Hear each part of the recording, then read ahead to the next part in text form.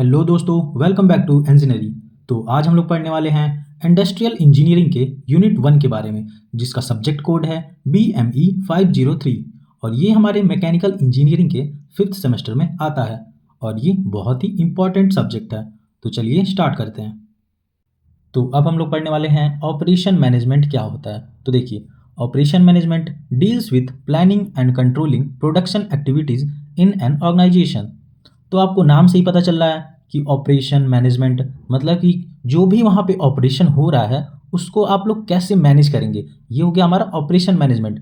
और ये किसी भी ऑर्गेनाइजेशन या फिर इंडस्ट्री में कैसे यूज होता है, तो देखिए, ऑपरेशन मैनेजमेंट एक तरह की टीम होती है जो कि किसी भी ऑर्गेनाइजेशन में ये बात का ध्यान रखती है कि वहाँ पे जो भी काम हो रहा हो वो रूल्स के अकॉर्डिंग या फिर जो भी वहाँ पे पॉलिसी है उसके हिसाब से चल रहा है कि नहीं, और उनके जो भी प्रोडक्ट वहाँ बन रहे हैं वो एक सही तरीके से बन रहे हैं कि नहीं बन रहे हैं, उनकी क्वालिटी एश्योरेंस को चेक करते हैं। ठीक है, तो ये हो गया हमारा ऑपरेशन मैनेजमेंट का काम। It focuses on converting inputs into finish product efficiently. तो ऑपरेशन मैनेजमेंट का ये भी काम होता है कि जो भी वहाँ पे इनपुट लाए गए हैं, जैसे कि मैन, मशीन, मटेरियल, और उससे जो भी आप प्रोडक्ट बनाते हैं वो सही तरीके से बनना चाहिए ताकि वो मार्केट में बिक सके और उससे लोगों को कोई दिक्कत ना हो। ठीक है, तो आइए एक एग्जांपल देखते हैं इसमें मिल्क इंडस्ट्री का। तो देखिए, in a milk plant operation management manage milk collection, pasteurization, packing and distribution to ensure safe and time supply. इसका मतलब है कि किसी भी मिल्क इंडस्ट्री में ऑपरेशन मैनेजमेंट क्या क्या देखता है। सबसे पहले तो मान लीजिए आप फार्मर से या फिर जहाँ से दूध सप्लाई होता है वहाँ से ये लोग दूध लेके आते हैं। ठीक, उसके बाद एक एक जगह इकट्ठा होता है, फिर उसमें जाता है प्लांट में, फिर वहाँ पास्चराइजेशन होता है, फिर उसको क्वालिटी एश्योरेंस दिया जाता है, फिर आगे जाके पैकिंग होता है, फिर जहाँ जहाँ उसके सप्लायर हैं वहाँ पे डिस्ट्रीब्यूट होता है। ठीक है, और इस बात का भी ध्यान रखा जाता है कि जो वहाँ के दूध या फिर जो भी प्रोडक्ट बन रहे हैं वो कस्टमर के लिए सेफ़ हैं कि नहीं हैं, और उसको टाइम पे सप्लाई किया जाता है। और उसमें कुछ डेट भी होती हैं, जैसे मैन्युफैक्चरिंग डेट हो गई, एक्सपायरी डेट हो गई, तो इन सब का भी ध्यान रखना पड़ता है। ठीक है, तो ये सारा चीज़ ऑपरेशन मैनेजमेंट का काम होता है। अब आगे देखते हैं इसमें। अब हम लोग बात करेंगे प्रोडक्ट लायबिलिटी क्या होता है। तो देखिए, ये 2 नंबर का इंपॉर्टेंट क्वेश्चन है। ठीक है, तो ये आता है आपका एग्जाम में। तो आगे बढ़ते हैं इसमें। It is the legal responsibility of manufacturer और seller for any injury, damage और loss caused by their product. इसका मतलब ये है कि प्रोडक्ट लायबिलिटी ये होता है कि ये किसी भी मैन्युफैक्चरर या फिर सेलर की लीगल रिस्पॉन्सिबिलिटी होती है कि अगर उसके प्रोडक्ट से किसी भी कस्टमर या फिर पर्सन को कोई डैमेज होता है, कोई इंजरी होती है या फिर उसके प्रोडक्ट की वजह से उसको कोई लॉस होता है तो कंपनी उसकी जिम्मेदार होती है। ठीक है, ये होता है हमारा प्रोडक्ट लायबिलिटी। आगे देखते हैं। It insures products are safe, reliable and meet quality standard for consumers. तो किसी भी कंपनी या फिर इंडस्ट्री को ये ध्यान रखना पड़ता है कि उसने जो भी प्रोडक्ट बनाए हैं वो सेफ होना चाहिए, रिलायबल होना चाहिए, और कस्टमर की क्वालिटी मीट्स को एक्सपेक्ट करना चाहिए कि हाँ, जो भी मैंने प्रोडक्ट बनाए हैं ये सही है और इसका यूज़ करके आपको कोई नुकसान नहीं होगा। इन सब बात का कंपनी ध्यान रखता है। ठीक है, if a defective milk packet makes someone sick the company can be held liable. मतलब कि अगर मान लीजिए मैंने किसी दुकान से दूध लेके आया किसी कंपनी का, ठीक है, और उसकी वजह से मैं बीमार पड़ गया या फिर मेरे घर में कोई बीमार पड़ गया, तो उसके लिए जो भी कंपनी होगी वो जिम्मेदार होगी और उस पर लीगल एक्शन भी हो सकता है, पेनाल्टी भी लग सकती है, या फिर कभी कभी तो हो सकता है कि वो कंपनी भी बंद हो सकती है। तो अब हम लोग पढ़ने वाले हैं factor considered for site selection. तो ऐसे कौन कौन से बातों का ध्यान रखना है जब हम साइट सेलेक्ट करते हैं अपने इंडस्ट्री के लिए। तो चलिए देखते हैं। तो पहला है हमारा नियरनेस टू रॉ मटेरियल। तो देखिए, अगर आप कहीं भी फैक्ट्री बैठाते हैं तो ऐसा तो है नहीं कि 200-400 किलोमीटर दूर से आप रॉ मटेरियल मंगाएंगे। तो आपका प्लांट ऐसी जगह पे होना चाहिए कि वहाँ से जो भी कच्चा मटेरियल है वो आसानी से मिल जाए। ठीक है, जिसकी वजह से प्रोडक्शन आराम से चलती रहे और ट्रांसपोर्ट का भी खर्चा कम हो। ठीक है, दूसरा फैक्टर है हमारा लैंड। तो देखिए, ऐसा तो है नहीं कि हम एक रूम के बराबर में फैक्ट्री बैठा देंगे, तो हमें ऐसे जगह पे ज़मीन खरीदना पड़ेगा जहाँ पे उस ज़मीन की कीमत भी कम हो और अच्छी उपजाऊ ज़मीन भी हो, वहाँ का मौसम भी सही रहता हो। उस जगह पे हमको कम दाम में ज़मीन खरीदना पड़ता है। ठीक है, जिसकी वजह से अगर हमको बाद में अपनी इंडस्ट्री को एक्सपेंड भी करना हो तो हमें और ज़मीन भी मिल जाए और कम दाम पे मिले। तो ये हमारा हो गया दूसरा फैक्टर, लैंड। अब हम लोग तीसरे पॉइंट देखते हैं, तो ये हमारा ट्रांसपोर्ट फैसिलिटी। तो देखिए, इंडस्ट्री के पास ट्रांसपोर्ट फैसिलिटी होना बहुत ज़रूरी होता है, जिसकी वजह से आप रॉ मटेरियल भी आसानी से मंगवा सकते हैं और जो भी आप प्रोडक्ट बनाते हैं उसको भी आप आसानी से मार्केट में भेज सकें, जिसके लिए हमें ट्रांसपोर्ट की बहुत ज़रूरत पड़ती है। ठीक है, आगे देखते हैं अवेलेबिलिटी ऑफ लेबर। तो हमें इस बात का भी ध्यान रखना है कि इंडस्ट्री के हिसाब से स्किल्ड और अनस्किल्ड लेबर भी हमें कम पैसे में मिल जाए, जिसकी वजह से इंडस्ट्री हमारी स्मूथली रन कर सके और कॉस्ट रिड्यूस हो, जिसकी वजह से प्रोडक्शन भी सही होगा और कंपनी की रेवेन्यू भी जनरेट होगी। ठीक है, उसके बाद आता है हमारा अवेलेबिलिटी ऑफ फ्यूल। तो देखिए, हमें किसी भी इंडस्ट्री को चलाने के लिए मशीन की ज़रूरत पड़ती है और किसी भी मशीन को चलाने के लिए हमें फ्यूल की ज़रूरत पड़ती है। तो हमें आसानी से फ्यूल की सप्लाई करनी पड़ेगी, जिसकी वजह से हमारी जो इंडस्ट्री में जो मशीनें लगी हैं वो सही से काम करें। और लास्ट है हमारा अदर फैक्टर। तो अदर फैक्टर में आ सकता है जैसे कि गवर्नमेंट की पॉलिसी हो गई कि इसके हिसाब से हमें काम करना है, क्लाइमेट कंडीशन हो गया कि प्लांट आप जहाँ पे बैठाए हैं वहाँ पे क्लाइमेट कैसा रहता है, पता चले कि सालों साल वहाँ बारिश होती हो तब तो काम हो ही नहीं पाएगा। फिर आपको ये भी ध्यान रखना है कि वहाँ पे पानी आसानी से प्राप्त हो जाए और हमें इंडस्ट्री को चलाने के लिए बिजली की भी ज़रूरत पड़ती है, तो पावर सप्लाई भी हमेशा बना रहे। तो ये हमारे हुए कुछ अदर फैक्टर हैं। ठीक है, और अगर आपको ये वीडियो पसंद आई हो तो लाइक करें और अपने दोस्तों के साथ शेयर करें। चलिए आगे बढ़ते हैं। तो अब हम लोग पढ़ने वाले हैं different types of plant layout. तो देखिए, प्लांट लेआउट हमारे 3 टाइप के होते हैं। पहला होता है हमारा प्रोडक्ट और लाइन लेआउट। तो आइए सबसे पहले हम लोग देखते हैं कि प्रोडक्ट या फिर लाइन लेआउट क्या होता है। ओके, चलिए। तो पहला पॉइंट इसमें कह रहा है कि machines are arranged in the sequence of operation so work flows smoothly from start to finish. तो उससे पहले हम लोग फिगर में देखते हैं। देखिए, यहाँ पे लाइन लेआउट में जो भी मशीनें या फिर जो लेआउट होता है वो यू शेप में होता है। ठीक है, तो इसमें देखिए आप लोग लेफ्ट साइड में रॉ मटेरियल्स इन, मतलब कि जो भी हमारे रॉ मटेरियल हैं सबसे पहले वो लेआउट में इंटर करते हैं। वो उसके बाद स्टेशन 1 पे जाते हैं जहाँ पे उसकी कटिंग होती है या फिर प्रिपरेशन होता है। ठीक है, उसके बाद वो आगे बढ़ता है, फिर वो स्टेशन 2 पे जाता है। वहाँ पे आपकी मशीन ही होती है, जो भी वहाँ पे मशीन लगे होते हैं प्रॉपर जो काम के हिसाब से। ठीक है, फिर वो स्टेशन 3 पे जाता है, वहाँ पे उसकी असेंबली होती है। फिर स्टेशन 4 पे जाता है, वहाँ पे उसकी मेन असेंबली होती है। फिर स्टेशन 5 पे जाता है, वहाँ पे जो भी प्रोडक्ट आप बनाते हैं उसकी क्वालिटी चेकिंग होती है। फिर लास्ट में वो स्टेशन 6 से बाहर चला जाता है, जो कि हमारा फिनिश गुड प्रोडक्ट होता है। ठीक है, तो इसमें ये होता है कि जो भी हमारे मशीन लगे होते हैं वो एक सीक्वेंस में लगे होते हैं ताकि हमारा जो वर्क फ्लो है वो स्मूथली स्टार्ट टू फिनिश तक हो जाए। ठीक है, दूसरा पॉइंट कह रहा है कि used for mass production of standardised products in large quantity. तो देखिए, लाइन लेआउट या फिर प्रोडक्ट लेआउट का हम लोग यूज़ करते हैं मास प्रोडक्शन में। मतलब कि जैसे कि मान लीजिए साबुन आपको बनाना है, तो ऐसा तो है नहीं कि 5 साबुन या फिर 50 साबुन में आप पूरे पीपल की नीड्स को पूरा कर सकें। तो इसमें हमें 10,000, 50,000, 1,00,000 ऐसे साबुन बनते रहते हैं। तो इसमें हम लोग प्रोडक्ट या फिर लाइन लेआउट का यूज़ करते हैं क्योंकि इसमें हमें मास प्रोडक्शन बनाना है। ठीक है, लार्ज क्वांटिटी में।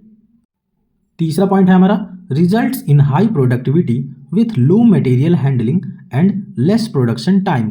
मतलब कि अगर हम लोग प्रोडक्ट या फिर लाइन लेआउट यूज़ करते हैं तो इसकी वजह से जो हमारी प्रोडक्टिविटी है वो हाई हो जाती है और जो मटेरियल हैंडलिंग का कॉस्ट होता है वो भी लो हो जाता है, जिसकी वजह से जो हमारी प्रोडक्शन की टाइमिंग होती है वो भी कम हो जाती है। ठीक है, चौथा पॉइंट है हमारा this layout is popular for mass production. तो देखिए, प्रोडक्ट या फिर लाइन लेआउट मास प्रोडक्शन के लिए पॉपुलर होता है जिसमें हम बहुत सारे प्रोडक्ट बनाते हैं।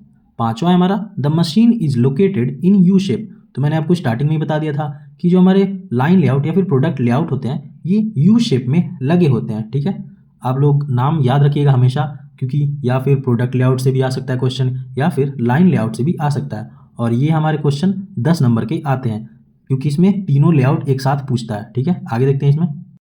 तो अब हम लोग देखेंगे कि प्रोडक्ट या फिर लाइन लेआउट में कौन कौन से एडवांटेज और डिसएडवांटेज होते हैं। तो सबसे पहला पॉइंट है हमारा high production rate due to continuous flow. तो देखिए, इसमें जो भी मशीनें लगी होती हैं वो कंटिन्यूसली काम करती रहती हैं और जिसकी वजह से प्रोडक्शन रेट हाई होती है। ओके, दूसरा पॉइंट है हमारा लेस स्किल्ड वर्कर सफिशिएंट। तो प्रोडक्ट या फिर लाइन लेआउट में जो भी हमारे वर्कर होते हैं वो अगर कम पढ़े लिखे भी होते हैं तो काम चल जाता है, वो अच्छे से काम कर लेते हैं, ठीक है। तीसरा है हमारा less space is needed for placing machines. तो इस लेआउट में हमें मशीनें लगाने के लिए बहुत ज़्यादा स्पेस की ज़रूरत नहीं पड़ती है, ठीक है। चौथा है हमारा लो मटेरियल हैंडलिंग कॉस्ट। तो देखिए जो भी इसमें मटेरियल की हैंडलिंग कॉस्ट आती है वो भी हमारी कम आती है। तो अब हम लोग देखेंगे कि प्रोडक्ट या फिर लाइन लेआउट में कौन कौन से डिसएडवांटेज होते हैं। तो सबसे पहला पॉइंट कह रहा है कि breakdown of one machine can stop the whole line. तो देखिए जो भी इसमें मशीनें लगी होती हैं वो प्रोसेस के अकॉर्डिंग होती हैं, ये तो आपको पता ही होगा। जैसे कि पहले स्टेशन पे कटिंग हो गया, दूसरे पे मशीनिंग हो गया, तीसरे पे असेंबली हो गया, चौथे पे मिनी असेंबली हो गया, ठीक है। तो अगर इसमें से एक भी मशीन ख़राब हो गई तो पूरा प्रोसेस ये रुक जाता है। मान लीजिए यहाँ पे स्टेशन 2 पे मशीनिंग ख़राब हो गई है, तो ऐसा तो है नहीं कि आप स्टेशन 1 पे कटिंग के बाद डायरेक्ट उसको मेन असेंबली लाइन पे भेज देंगे। तो ऐसे ये सारा प्रोसेस रुक जाता है अगर एक मशीन का भी ब्रेक डाउन हो गया तो, ठीक है। दूसरा पॉइंट है not flexible for product changes. इसका मतलब ये है कि प्रोडक्ट या फिर लाइन लेआउट डिफरेंट टाइप के प्रोडक्ट्स एक टाइम में नहीं बना सकता है, ये उतना फ्लेक्सिबल नहीं है। इसमें अगर आपको साबुन की जगह मान लीजिए आपको दूसरे किस्म का कुछ और बनाना है प्रोडक्ट, तो उसके लिए आपको पूरी लाइन चेंज करनी पड़ेगी, जो भी मशीन का सेटअप है उसको चेंज करना पड़ेगा, ये इसमें फ्लेक्सिबल नहीं होता है। तीसरा है हमारा हाई इनिशियल इन्वेस्टमेंट कॉस्ट। तो देखिए इसमें जो इन्वेस्टमेंट का कॉस्ट आता है वो भी ज़्यादा आता है, क्योंकि इसमें जो भी मशीनें लगी होती हैं वो एक सीक्वेंस में होती हैं, उसका मेंटेनेंस भी ज़्यादा होता है और वो फिक्स्ड जगह पे लगा होता है। इसकी वजह से इसकी इनिशियल इन्वेस्टमेंट कॉस्ट ज़्यादा होती है। तो अब हम लोग पढ़ने वाले हैं प्रोसेस या फिर फंक्शन लेआउट क्या होता है, ठीक है। तो सबसे पहले हम लोग पढ़ लिए थे लाइन लेआउट, अब हम लोग पढ़ेंगे प्रोसेस या फिर फंक्शन लेआउट। तो देखिए machine are grouped according to their function. तो देखिए जो प्रोसेस लेआउट में मशीन का सीक्वेंस होता है वो अलग अलग होता है, ठीक है। जैसे कि एक जगह आप लोग ये फिगर में देखिए, आप लोग एक जगह आपका मिलिंग डिपार्टमेंट है, एक जगह आपका ड्रिलिंग डिपार्टमेंट है, फिर टर्निंग डिपार्टमेंट है, एक जगह आपका ग्राइंडिंग डिपार्टमेंट है। ऐसे सब अलग अलग इकट्ठे मशीन लगे होते हैं। तो जिस प्रोडक्ट का जिस मशीन पे काम होता है उसको उस एरिया में भेज दिया जाता है या फिर उसको उस डिपार्टमेंट में भेज दिया जाता है। तो ये होता है हमारा प्रोसेस या फिर फंक्शन लेआउट। आगे देखते हैं इसमें jobs move from one department to another based on their required process. तो आपको पहले ही बताया था जॉब्स मतलब प्रोडक्ट। तो देखिए जिस प्रोडक्ट का जो डिपार्टमेंट में काम होता है उसके हिसाब से उसको उस डिपार्टमेंट में भेज दिया जाता है। जैसे कि मान लीजिए आपको कुछ कटिंग करना है तो उसको कटिंग डिपार्टमेंट में भेज देंगे, फिर मान लीजिए उसके बाद हमको ड्रिलिंग करना है तो उसको हम ड्रिलिंग डिपार्टमेंट में भेज देंगे, या फिर उसकी क्वालिटी चेक करनी है तो उसको हम इंस्पेक्शन डिपार्टमेंट में भेज देंगे। तो ये होता है हमारा प्रोसेस लेआउट। और लाइन लेआउट में कैसे था, पहले कटिंग होगा, फिर मशीनिंग होगा, फिर ड्रिलिंग होगा, उसमें यू शेप में कंटिन्यूअस फ्लो रहता था। और प्रोसेस लेआउट में ऐसा नहीं होता है, ठीक है। तीसरा पॉइंट है हमारा suitable for job production and batch production. तो अगर आपको जॉब प्रोडक्शन, बैच प्रोडक्शन ये सब आपको पढ़ना है तो आप यूनिट 1 के पार्ट 1 को चेक करिए, ठीक है। तो देखिए जॉब प्रोडक्शन क्या होता है, जिसमें हम कस्टमर के रिक्वायरमेंट के हिसाब से प्रोडक्ट बनाते हैं, जैसे कि डैम हो गया, ओवर ब्रिज हो गया, या फिर कोई बहुत बड़ी सी इंडस्ट्री हो गई। तो ये होता है हमारा जॉब प्रोडक्शन। और बैच प्रोडक्शन क्या होता है, बैच प्रोडक्शन में हम लोग कोई भी जो प्रोडक्ट बनता है वो बैच में बनता है। जैसे कि आपका बिस्किट का पैकेट हो गया, आपकी मेडिसिन की स्ट्रिप्स हो गई, या फिर कोई भी प्रोडक्ट ऐसे बनता है, वो हो गया हमारा बैच प्रोडक्शन, ठीक है। चौथा पॉइंट हमारा used where product variety is high and production volume is low. मतलब कि प्रोसेस या फिर फंक्शन लेआउट का हम लोग ऐसी जगह पे इस्तेमाल करते हैं जहाँ पे प्रोडक्ट की वैरायटी हाई होती है और प्रोडक्शन वॉल्यूम कम होता है, ठीक है। तो चलिए अब देखते हैं कि प्रोसेस या फिर फंक्शन लेआउट के कौन कौन से एडवांटेज और डिसएडवांटेज होते हैं। तो पहला पॉइंट है हमारा high flexibility for different products. तो प्रोसेस लेआउट हाई फ्लेक्सिबिलिटी क्यों होता है, क्योंकि इसमें एक प्रोडक्ट को आप मान लीजिए आपको मिलिंग डिपार्टमेंट में उसको भेजना है, ठीक है, उसके बाद आपको इंस्पेक्शन कराना है डायरेक्ट, तो ऐसे आप उस प्रोडक्ट को मिलिंग से इंस्पेक्शन या फिर इंस्पेक्शन से असेंबली कहीं भी आपको भेजना है तो आप भेज सकते हैं। तो इसकी वजह से प्रोडक्ट की फ्लेक्सिबिलिटी ज़्यादा होती है, ठीक है। दूसरा पॉइंट है हमारा better utilisation of machine and workers. तो देखिए फंक्शन लेआउट में हम जो मशीनें लगी होती हैं उसका अच्छे से इस्तेमाल करते हैं, और साथ ही साथ जो वर्कर होते हैं उनका भी, क्योंकि इसमें सारी जो डिपार्टमेंट होती हैं वो फ्लेक्सिबल होती हैं। तो जिसमें हमें काम करना है उसमें हम मशीनें यूज कर सकते हैं, लेबर यूज कर सकते हैं, तो यूटिलाइजेशन अच्छी रहती है, ठीक है। तीसरा पॉइंट है हमारा ईजी टू एक्सपेंड और मॉडिफाई। मतलब कि जो भी आपकी एरिया की मशीन है उसको आप बढ़ा घटा सकते हैं या फिर उसको मॉडिफाई कर सकते हैं। ऐसा तो है नहीं कि लाइन लेआउट की जैसे यहाँ पे ये मशीन फिक्स है तो ये यहीं पे रहेगा, ऐसा इसमें नहीं होता है। तो इसकी वजह से आप जो भी इसमें डिपार्टमेंट अगर आपको चेंज करना है उसको आप इधर से उधर कर सकते हैं, ठीक है। तो अब देखते हैं प्रोसेस या फिर फंक्शन लेआउट के कौन कौन से डिसएडवांटेज होते हैं, ठीक है। तो पहला है हमारा हाई मटेरियल हैंडलिंग कॉस्ट। तो मटेरियल हैंडलिंग कॉस्ट ज़्यादा कैसे हो गई, तो देखिए मान लीजिए आप मिलिंग डिपार्टमेंट में कोई काम कर रहे हैं, फिर आप डायरेक्ट उसको ग्राइंडिंग डिपार्टमेंट में ले जा रहे हैं, तो वहाँ से उस मटेरियल को बार बार एक प्लेस से दूसरे प्लेस ऐसे ले जाना पड़ता है, जिसकी वजह से मटेरियल हैंडलिंग कॉस्ट ज़्यादा हो जाती है, ठीक है। ऐसा लाइन लेआउट में नहीं होता है क्योंकि उसमें सीक्वेंस फिक्स होता है। इसमें ऐसा नहीं होता है, जैसे कि मान लीजिए आलू हो गया और गोभी हो गया, तो आलू ने उसको धोखा दे दिया तो बोला आलू रे मैं तुमसे प्यार नहीं करती हूँ, जिसकी वजह से आप लोग गोभी खाना बंद कर दिए हैं। तो ऐसा इसमें नहीं होता है, ठीक है। आगे देखते हैं इसमें लॉन्गर प्रोडक्शन टाइम। तो देखिए मान लीजिए आप अगर बार बार डिपार्टमेंट चेंज करेंगे किसी प्रोडक्ट का, तो इसकी वजह से टाइम भी हमारी ज़्यादा लगेगी कि मिलिंग से चला गया वो क्वालिटी में, क्वालिटी से चला गया असेंबली में, और मान लीजिए प्रोसेस तो आपको सारा करना है ना, तो इसकी वजह से प्रोडक्शन का जो टाइमिंग होता है वो भी बढ़ जाता है। तीसरा और लास्ट है हमारा more work in process inventory. तो इसमें जो इन्वेंट्री होती है वो भी हमारी ज़्यादा हो जाती है, मतलब इसमें टाइम बढ़ जाता है, ठीक है। तो देखिए अगर आपको प्लांट लेआउट से रिलेटेड क्वेश्चन आता है एग्जाम में 10 नंबर में, तो इसमें जाहिर सी बात है तीनों लेआउट पूछेगा आपको। तो इसमें जो भी आप पॉइंट लिखिए उसको सही से लिखिए, और सबसे मेन इंपॉर्टेंट ये बात है कि आपको तीनों लेआउट में डायग्राम बनाना पड़ेगा, ठीक है। अब जैसे ये फंक्शन लेआउट का डायग्राम है, तो ये तो चलिए कॉम्प्लिकेटेड लग रहा है कि इसमें जो ये बने हैं डिवाइसेस ये तो आप बना नहीं पाएंगे, लेकिन बॉक्स में ऐसे करके लिख तो देंगे ना कि मिलिंग डिपार्टमेंट हो गया, फिर छोटा सा ऐसे बना देंगे ड्रिलिंग डिपार्टमेंट, फिर टर्निंग डिपार्टमेंट, जो भी हो, फिर उसको एक दूसरे से एरो से अटैच कर दीजिएगा, ठीक है। और उसमें थोड़ा सा बता दीजिएगा कि इसमें जो भी मशीन लगी होती हैं वो इस डिपार्टमेंट से उस डिपार्टमेंट में डायरेक्ट जा सकती हैं। तो आपको फिगर दिखाना पड़ेगा, क्योंकि अगर वो डायग्राम से भी डायरेक्ट चेक करेगा तो उसके हिसाब से वो नंबर दे देगा आपको, ठीक है। आगे देखते हैं। तो अब हम लोग बात करेंगे different types of plant layout का तीसरा और लास्ट लेआउट, जो है हमारा फिक्स्ड लेआउट, या फिर उसे हम स्टैटिक या फिर प्रोजेक्ट लेआउट भी कह सकते हैं, ठीक है। तो चलिए देखते हैं। तो पहला पॉइंट इसमें कह रहा है कि in this layout the product remains at a fixed position during manufacturing. इसका मतलब ये है कि फिक्स्ड लेआउट में जो भी हमारे प्रोडक्ट बनते हैं वो एक फिक्स्ड पोजीशन पे या फिर कोई एक प्लेस पे रखे रहते हैं, उसका बार बार पोजीशन चेंज नहीं होता है, ठीक है। दूसरा पॉइंट देखते हैं। Man machine tools and materials are brought to the product location. इसमें जो भी हमारे मैन हो गए, मशीन हो गई, जो भी टूल्स हैं या फिर जो भी मटेरियल उसमें लगेगा बनाने के लिए, उन सबको ला के प्रोडक्ट के लोकेशन के पास रखा जाता है, क्योंकि इसमें प्रोडक्ट की पोजीशन फिक्स्ड होती है, ठीक है। तीसरा पॉइंट देखते हैं। Used for large heavy and bulky products where movement is difficult. तो फिक्स्ड या फिर स्टैटिक या फिर प्रोजेक्ट लेआउट का हम लोग ऐसे प्रोडक्ट में यूज करते हैं जो कि बहुत भारी हो और बहुत ही बल्की प्रोडक्ट हो, जो एक जगह से दूसरे जगह ले जाना मुश्किल हो। जैसे कि आगे देखते हैं। Example including ship building, aircraft manufacturing and construction projects. तो इसका हम लोग उस जगह पे इस्तेमाल करते हैं जैसे कि आपको मान लीजिए शिप बिल्ड करना है कोई, या फिर कोई एयरक्राफ्ट का मैन्युफैक्चरिंग करना है, या फिर मान लीजिए आप कहीं पे डैम बना रहे हैं, कोई ब्रिज बना रहे हैं। तो ऐसी जगह पे जो लेआउट यूज होता है वो होता है हमारा फिक्स्ड या फिर स्टैटिक या फिर प्रोजेक्ट लेआउट, ठीक है। तो जल्दी से कमेंट में बताइए कि फिक्स्ड लेआउट या फिर प्रोजेक्ट लेआउट कौन से प्रोडक्शन में यूज होता है, जॉब प्रोडक्शन या फिर बैच प्रोडक्शन, ओके। तो चलिए मैं आपको डायग्राम की हेल्प से क्लियर कर देता हूँ कि फिक्स्ड लेआउट क्या होता है, एकदम अच्छे से समझ में आ जाएगा। तो देखिए जैसे कि आप फिगर में देख पा रहे होंगे, एक प्लेस पे एक बड़ा सा शिप रखा हुआ है, ठीक है। यहाँ पे देखिए, यहाँ पे वर्कर जा रहे हैं, यहाँ पे सारा सामान रखा हुआ है मटेरियल, और यहाँ पे जो भी इक्विपमेंट है वो भी रखा हुआ है, और यहाँ पे जो प्रोडक्ट है इसका लोकेशन फिक्स्ड है। तो यहाँ पे जो भी वर्कर, मटेरियल, मैन, टूल्स, जो भी मशीनों का यूज़ है उसको इसकी प्रोडक्ट के पास ले जाया जाएगा और वहीं पे काम होगा। तो ये होता है हमारा फिक्स्ड लेआउट, ठीक है। अब चलिए इसके कुछ एडवांटेज और डिसएडवांटेज देख लेते हैं। तो पहला है हमारा no movement of heavy product so handling cost is low.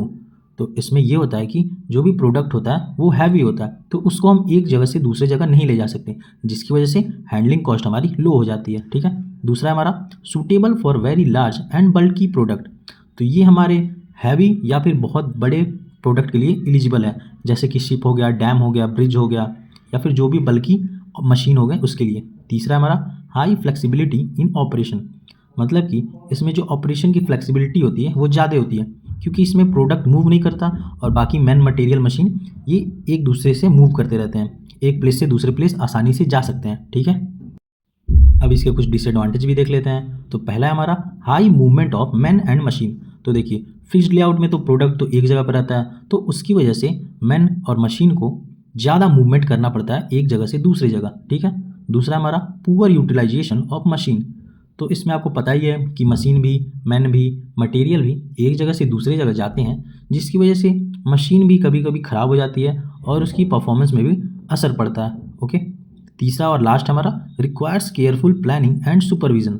तो फिक्स्ड लेआउट में हमें अच्छे से प्लानिंग करना पड़ता है, सारे चीज़ों की निगरानी करनी पड़ती है, क्योंकि इसमें हर एक चीज़ मूवमेंट होते रहता है और ये बड़े पैमाने पे काम होता है। ठीक है, तो ये हो गया हमारा फिक्स्ड लेआउट। तो अगर आपको वीडियो पसंद आ रही है तो लाइक करें, चैनल को सब्सक्राइब करें और अपने इंजीनियरिंग के दोस्तों के साथ शेयर भी करें। चलिए आगे बढ़ते हैं। तो अब हम लोग बात करेंगे 2 नंबर का इंपॉर्टेंट क्वेश्चन, जो है हमारा व्हाट इज लाइन बैलेंसिंग। तो चलिए देखते हैं। Line balancing is the process of arranging task in an assembly line to reduce waiting time and increase production. मतलब कि लाइन बैलेंसिंग एक ऐसा प्रोसेस होता है जिसमें हम जो भी टास्क होते हैं उसको अरेंज करते हैं असेंबली लाइन में, जिसकी वजह से टाइम हमारा कम हो और प्रोडक्शन ज़्यादा हो। जैसे कि एग्जांपल से समझते हैं, मान लीजिए एक बिस्किट का फैक्ट्री है जिसमें चलिए 4 काम होते हैं, मिक्सिंग हो गया, बेकिंग हो गया, कटिंग हो गया, पैकिंग हो गया। ठीक है, और मान लीजिए चलिए मिक्सिंग जल्दी जल्दी कोई कर रहा है, कटिंग भी जल्दी जल्दी हो रहा है, पैकिंग भी फास्ट है। ठीक, लेकिन बेकिंग में अगर टाइम लग रहा है तो इसकी वजह से क्या होगा, हमारा प्रोडक्शन हमारा स्लो हो जाएगा और टाइम भी बढ़ जाएगा। तो इसमें हम लोग क्या करेंगे, बेकिंग के जो लाइन है वहाँ पे 2 या 3 मेंबर बैठा देंगे, जिसकी वजह से बेकिंग प्रोसेस फास्ट हो। ठीक है, तो इससे हमारा इंक्रीज हो जाएगा प्रोडक्शन और टाइम भी हमारा कम लगेगा। काम को इस तरह डिस्ट्रीब्यूट किया जाता है ताकि हर वर्कर का टाइम लगभग सेम हो। ठीक है, जिसकी वजह से अगला या फिर जो पहला जो व्यक्ति है उसको प्रोडक्शन में वेट ना करना पड़े, जिसकी वजह से प्रोडक्शन भी फास्ट होगी और हमारा टाइम भी बचेगा। ओके, मटेरियल हैंडलिंग क्या होता है? तो ये हमारे यूनिट 1 में 10 नंबर का इंपॉर्टेंट क्वेश्चन आता है। तो चलिए देखते हैं। It refers to the movement of material from the store room to the machine and from one machine to the next during the process of manufacture. इसका मतलब ये है कि किसी भी सामान या फिर मटेरियल को हम लोग स्टोर रूम से किसी भी मशीन के पास ले जाते हैं या फिर उसको एक मशीन से दूसरे मशीन के पास ले जाते हैं मैन्युफैक्चरिंग के लिए। तो ये हमारा प्रोसेस होता है मटेरियल हैंडलिंग। ठीक है, आप लोग नाम से ही पता चल जाएगा मटेरियल हैंडलिंग। हैंडलिंग मतलब एक जगह से दूसरी जगह उसको अच्छे से ले जाना, जिससे कि वो टूटे भी ना और बर्बाद ना हो। आगे देखते हैं। Proper material handling improves productivity, safety and smooth flow of work in an industry. तो अगर हम किसी भी इंडस्ट्री में प्रॉपर मटेरियल हैंडलिंग करते हैं तो इसकी वजह से हमारी जो प्रोडक्टिविटी है वो भी इम्प्रूव होती है, वहाँ पे सेफ्टी अच्छी रहती है, किसी भी वर्कर को घाव या चोट नहीं लगता है, जिसकी वजह से जो हमारी वर्क है वो स्मूथली होती रहती है। तो अब हम लोग देखते हैं कि मटेरियल हैंडलिंग के कौन कौन से इंपॉर्टेंस होते हैं। तो देखिए इसमें मैं जो भी पॉइंट्स या फिर जो भी इसमें थ्योरी में लिखा हूँ, इतना भी आप लोग अगर पेन से लिखेंगे, 2-3 बार इसको अच्छे से समझेंगे तो इतना भी काफ़ी हो जाएगा एग्ज़ाम में लिखने के लिए। क्योंकि ऐसा तो है नहीं कि 10 नंबर का क्वेश्चन है तो आप लोग 1 पेज या 1.5 पेज में इसको लिख के आपको 10 नंबर एग्जामिनर दे देगा। तो इसमें आपको अच्छे से पॉइंट भी लिखना पड़ेगा, डायग्राम भी बनाना पड़ेगा और ऐसा लिखना पड़ेगा जिससे कि वो अगर 1-2 लाइन भी पढ़े तो उसको समझ में आ जाए कि हाँ इस स्टूडेंट को पता है। तो चलिए देखते हैं। इसमें पहला पॉइंट है it reduces manual effort, time and handling cost during production. तो मटेरियल हैंडलिंग की हेल्प से हम लोग जो मैनुअल काम होता है जो कि हमारे मैन करते हैं वो कम हो जाता है, जिसकी वजह से टाइम बढ़ता है और हैंडलिंग कॉस्ट प्रोडक्शन में कम होता है। ठीक है, दूसरा पॉइंट हमारा it improves productivity and smooth flow of materials between machines and departments. तो मटेरियल हैंडलिंग का हम इसलिए भी यूज़ करते हैं जिसकी वजह से हमारी प्रोडक्टिविटी इंप्रूव हो और जो भी हमें मटेरियल पहुंचाना है एक मशीन से दूसरे मशीन या फिर एक डिपार्टमेंट से दूसरे डिपार्टमेंट में वो अच्छे से और इम्प्रूवमेंट के साथ हो। तीसरा पॉइंट हमारा proper material handling reduces damage to material and improve safety in the work place. तो अगर हम किसी भी मटेरियल को अच्छे से हैंडल करेंगे, उसको एक जगह से दूसरी जगह ले जाएंगे, तो इससे क्या होगा कि वो जो भी मटेरियल है वो डैमेज भी नहीं होगा, टूटेगा भी नहीं और वहाँ पे जो भी वर्क प्लेस पे सेफ्टी है वो भी सही से इम्प्रूव रहेगी और किसी भी वर्कर को चोट नहीं लगेगा। तो ये काम होता है हमारा मटेरियल हैंडलिंग का। आगे देखते हैं मटेरियल हैंडलिंग डिवाइसेस कितने टाइप के होते हैं। ठीक है, तो इसमें पहला है हमारा इंडस्ट्रियल ट्रक। तो देखिए, it is used in factory and warehouses to lift, carry and move materials from one place to another safely and quickly. तो देखिए, इंडस्ट्रियल ट्रक आप लोग जानते ही होंगे। ट्रकों का हम लोग इस्तेमाल क्यों करते हैं? देखिए, किसी भी फैक्ट्री या फिर वेयर हाउस या फिर किसी भी प्लांट में एक सामान को उठाकर उसको एक जगह से दूसरी जगह ले जाने में हेल्प करता है। ये हो गया हमारा इंडस्ट्रियल ट्रक। दूसरा है हमारा ऑटोमेटेड गाइडेड व्हीकल, जिसे हम एजीवी भी कहते हैं, ठीक है। तो देखिए, it is a driverless industrial vehicle that moves materials automatically inside factory and warehouses using sensor, magnet, laser और प्रोग्राम पाथ। इसका मतलब ये है कि देखिए, बहुत सारे व्हीकल आते हैं इंडस्ट्री में, वो ड्राइवरलेस होते हैं, जो कि सेंसर, मैग्नेट और लेज़र की हेल्प से फैक्ट्री में काम करते हैं। इनका काम ये होता है कि बिना ये ड्राइवर के सामान को एक जगह से दूसरी जगह ले जाते हैं। ये हो गया हमारा ऑटोमेटेड गाइडेड व्हीकल, ठीक है। तीसरा है हमारा कन्वेयर। तो कन्वेयर तो आप लोगों ने सबको ही दिखा ही होगा इंडस्ट्री में। तो देखिए, it is a mechanical system use to move materials continuously from one place to another inside a factory और वेयर हाउस। तो देखिए, कन्वेयर एक तरह का मैकेनिकल सिस्टम होता है जिसमें एक स्लिप टाइप की एक रबड़ लगी होती है, उस पर मटेरियल मूव करता है एक जगह से दूसरी जगह में। ये हम इनसाइड फैक्ट्री में यूज़ करते हैं, किसी भी फैक्ट्री या फिर प्लांट के अंदर में, ठीक है। फिर आता है हमारा होस्ट। होस्ट देखिए, एक तरह का लिफ्ट लोडिंग डिवाइस होता है जो कि वर्टिकल में मूव करता है। तो इसका भी काम होता है किसी भी मटेरियल को लोड करके एक जगह से दूसरी जगह वर्टिकल पोजीशन में ले जाना। उसके बाद लास्ट है हमारा क्रेन। तो क्रेन तो आप सब लोग ने देखा होगा, ये हॉरिजेंटल मूव करता है, ठीक है। इसका भी काम वही है, एक जगह से दूसरी जगह लोड को कैरी करना और पहुंचाना। तो अब हम लोग बात करेंगे कितने टाइप के मटेरियल हैंडलिंग सिस्टम होते हैं, ठीक है। तो पहला है हमारा इसमें manual handling system. Manual handling system का मतलब जिसमें हम किसी भी व्यक्ति का इस्तेमाल करके सामान को एक जगह से दूसरी जगह पहुंचाते हैं, ये होता है हमारा मैनुअल हैंडलिंग सिस्टम। तो आइए देखते हैं।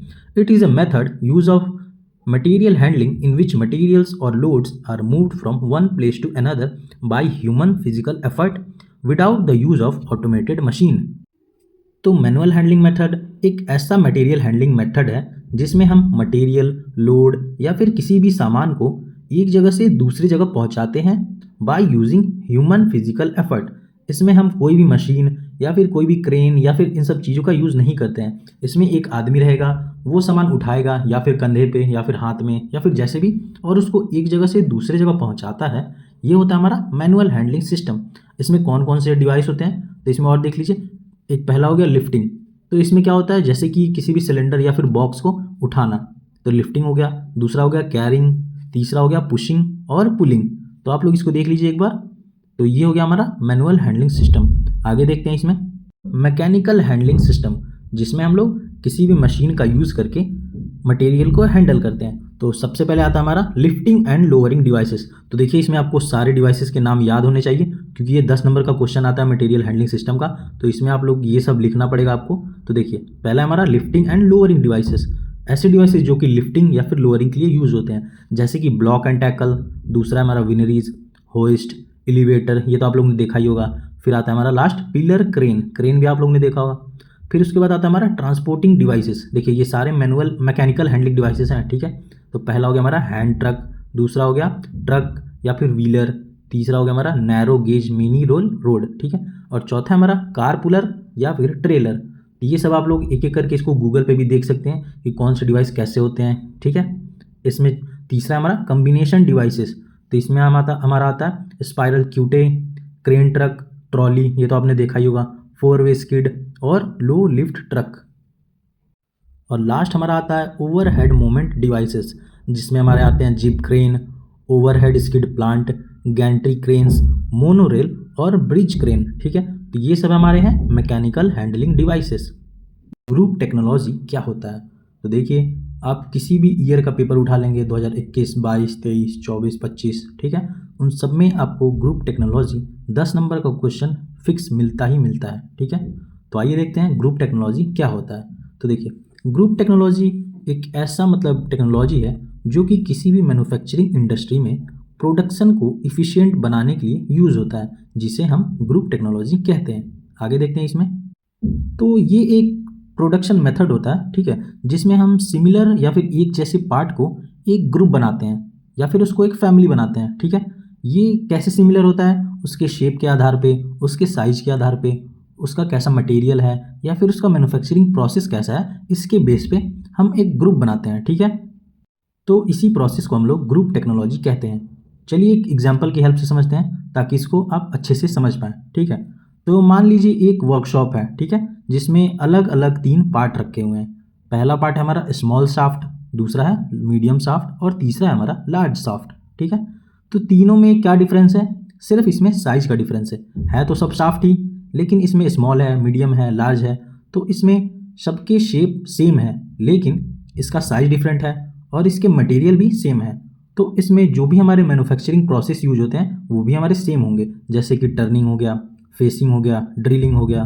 तो अब कंपनी क्या करेगी इसमें, ये जो तीनों शाफ्ट हैं, स्लो, मीडियम, हाई, इन तीनों शाफ्ट को एक ग्रुप बना के रख देगी। ठीक है, और इसके लिए वो सेम लेथ मशीन का यूज़ करेगी इस प्रोडक्ट को बनाने के लिए। इससे अब कंपनी का क्या फ़ायदा हुआ? तो इससे जो हमारी कंपनी की मशीन के सेटअप हैं उसको बार बार चेंज नहीं करना पड़ेगा। इसकी वजह से प्रोडक्शन टाइम फास्टर हो जाएगा, प्रोडक्ट भी जल्दी जल्दी बनेंगे और टाइम और कॉस्ट दोनों ही बचेंगे। इसके लिए हम लोग ग्रुप टेक्नोलॉजी का यूज़ करते हैं। ठीक है, ग्रुप टेक्नोलॉजी के कौन कौन से एडवांटेज और डिसएडवांटेज होते हैं, तो सबसे पहले एडवांटेज देख लेते हैं। तो पहला इसमें कह रहा है कि जो भी हमारे सिमिलर पार्ट्स होते हैं एक तरफ के, ठीक है, उसको एक ग्रुप में रख दिया जाता है। तो उसके लिए जो भी हम मशीन सेटअप लगाते हैं वो एक साथ सारे पार्ट प्रोड्यूस करता है, जिसकी वजह से मशीन सेटअप का टाइम कम हो जाता है। दूसरा हमारा टूल चेंज और एडजस्टमेंट में कम टाइम लगता है, जिसकी वजह से प्रोडक्शन का आउटपुट बढ़ जाता है। ठीक है, तीसरा हमारा वर्क फ्लो है वो हमारा स्मूथ और शॉर्ट हो जाता है, जो कि कोई भी अगर हम काम कर रहे हैं प्रोडक्ट बनाने के लिए, उसमें हमारा जो टाइम है या फिर जो भी उसमें कार्य में जो प्रोसेस है वो कम हो जाता है। ओके, चौथा पॉइंट इसमें कह रहा है कि देखिए जो भी हम प्रोडक्ट इसमें बनाते हैं वो सेम ग्रुप के होते हैं, उनका साइज या फिर जो भी शेप है सब सेम होता है। ठीक है, इसकी वजह से जो भी स्टैंडर्डाइज्ड प्रोसेस होता है वो सही रहता है, जिसकी वजह से उसमें एरर हमारे कम आते हैं और उसमें कोई भी गड़बड़ नहीं होती है। पांचवा है हमारा शेड्यूलिंग और मॉनिटरिंग भी इसमें ईजी होती है। ठीक है, कुछ डिसएडवांटेज देख लेते हैं। तो पहला पॉइंट इसमें कह रहा है कि स्टार्टिंग में जब हम जो पार्ट्स होते हैं उसको एक ग्रुप में डिवाइड करते हैं तो ये काम बहुत डिफिकल्ट हो जाता है। ठीक है, ग्रुप टेक्नोलॉजी में। दूसरा पॉइंट कह रहा है कि अगर पार्ट्स बहुत डिफरेंट हो तो ग्रुपिंग करना मुश्किल हो जाता है इसमें। ठीक है, तीसरा पॉइंट कह रहा है कि गलत ग्रुपिंग होने पर इफ़िशियंसी इम्प्रूव होने की बजाय कम भी हो सकती है। अगर आप लोग पार्ट्स को सही से ग्रुप में नहीं लगाएंगे तो इसकी वजह से काम में दिक्कत होगा और काम खराब भी हो सकता है, जिसकी वजह से इफ़िशियंसी अगर इम्प्रूव नहीं हुई तो वो और ख़राब हो जाती है। ठीक है, तो लास्ट पॉइंट हमारा कह रहा है कि जो ग्रुप टेक्नोलॉजी सिस्टम है इसको स्टार्ट करने में इन्वेस्टमेंट और एनालिसिस अच्छी होनी चाहिए। ठीक है, तो ये हो गया हमारा ग्रुप टेक्नोलॉजी। और इसके बाद हम लोग पढ़ेंगे अगला टॉपिक जो है हमारा फ्लेक्सिबल मैन्युफैक्चरिंग सिस्टम। ये भी हमारा 10 नंबर का फिक्स्ड क्वेश्चन आता है, या तो वो सेक्शन बी में हो सकता है या फिर सेक्शन सी में हो सकता है। तो चलिए देखते हैं उसको भी। फ्लेक्सिबल मैन्युफैक्चरिंग सिस्टम, जिसे हम एफएमएस भी कह सकते हैं, ये कभी कभी शॉर्ट फॉर्म में भी आता है एफएमएस, या फिर फ्लेक्सिबल मैन्युफैक्चरिंग सिस्टम नाम से भी आता है।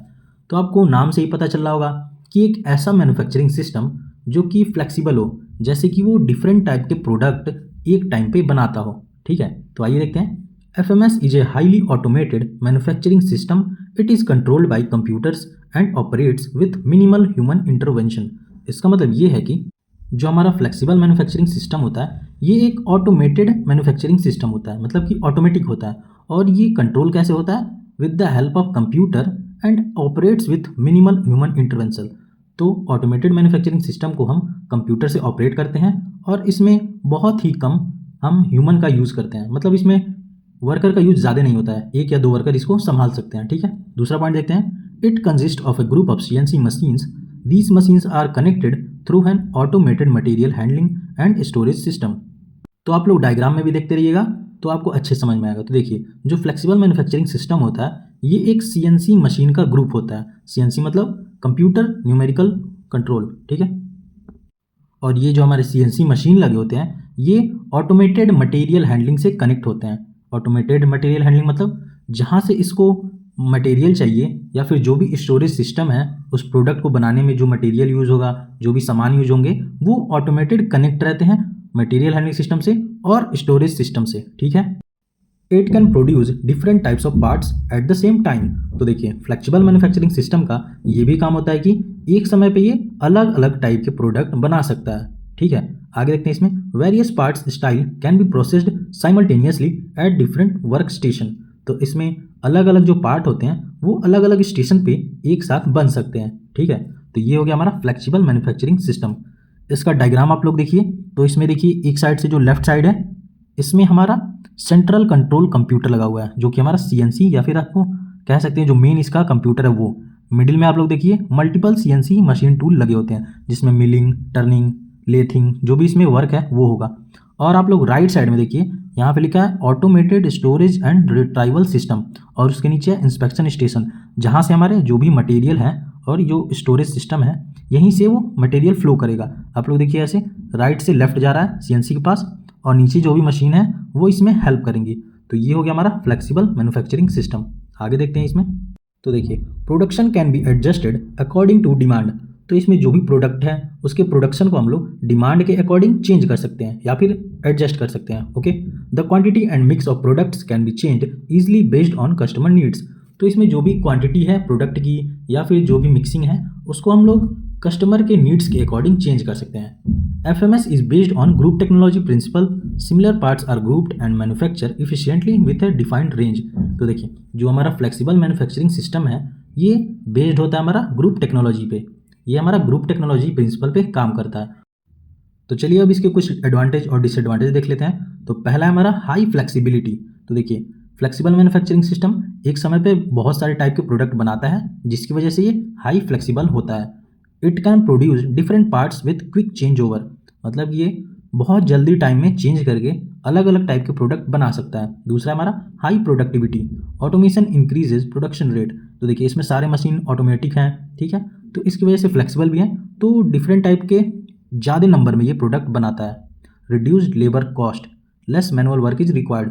तो देखिए फ्लेक्सिबल मैन्युफैक्चरिंग सिस्टम में कम लोगों का इस्तेमाल होता है क्योंकि अधिकतर मशीनें ऑटोमेटिक चलती हैं। चौथा हमारा बेटर क्वालिटी कंट्रोल। तो देखिए कंप्यूटर कंट्रोल्स रिड्यूसेस एरर। तो क्योंकि इसमें सारे जो काम हो रहा है वो ऑटोमेटिक हो रहा है मशीन के द्वारा, तो इसमें ह्यूमन एरर या फिर जो भी एरर है वो कम हो जाता है जिसकी वजह से प्रोडक्ट की क्वालिटी इंप्रूव हो जाती है। अब इसके कुछ डिसएडवांटेज देख लेते हैं। तो देखिए high initial investment, installation and setup cost is very high.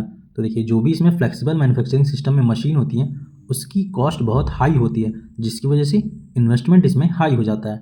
दूसरा हमारा complex system, requires skilled operator and maintenance.